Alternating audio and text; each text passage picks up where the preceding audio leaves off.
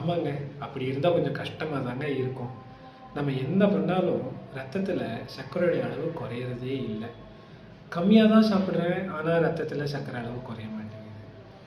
நிறைய காய்கறி சாப்பிட்றேன், ரத்தத்தில் சர்க்கரை அளவு குறைய மாட்டேங்குது. கரெக்டாக மருந்து மாத்திரை சாப்பிட்றேன், ஆனாலும் ரத்தத்தில் சர்க்கரை அளவு குறைய மாட்டேங்குது. இன்சுலின் இன்ஜெக்ஷன் கூட நான் ஒரு சிலர் நான் எடுத்துக்கிறேங்க, ஆனாலும் சர்க்கரை குறைய மாட்டேங்குது. இப்படி நம்மள ஒரு சிலர் சொல்லலாம், இல்லை நம்மளுக்கு தெரிஞ்சவங்கள யாரோ ஒருத்தவங்க சொல்லலாம். இதுக்கு காரணம் என்ன யோசனை பண்ணியிருக்கீங்களா? எல்லாமே சரியாக தான் பண்ணுறோம், ஆனாலும் ரத்தத்தில் சர்க்கரை அளவு குறையறதில்லை. எதனால்? ரொம்ப சிம்பிளுங்க. நம்ம 3 வேளை உணவு எடுத்துக்கிறோம்னா 3 வேளை மட்டும் எடுத்துக்கணுங்க. நடுவில் ஸ்நாக்ஸு, ஒரு டீ தானே, சின்ன கப்பு காஃபி தானே அப்படின்னு சாப்பிடக்கூடாதுங்க. இரவு நேரத்தில் நம்ம எல்லாரும் சாப்பிட்டு முடிச்ச பிறகு சாப்பிடுவோம், இல்லை எல்லாரும் ஒன்றா சாப்பிடலாம் அப்படின்னு நினச்சிட்டு 9:30 மணிக்கு சாப்பிடுவாங்க. 2வது தப்புங்க.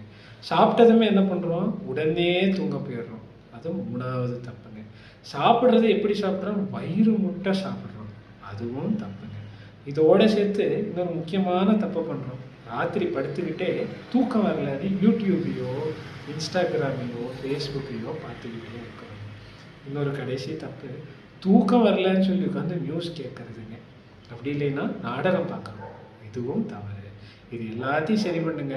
சர்க்கரை கட்டுப்பாட்டுக்கு வருதா இல்லையான்னு பாருங்கள். நாளைக்கு இன்னும் கொஞ்சம் விஷயம் சொல்கிறேன், மறக்காமல் கேளுங்க. வணக்கம்.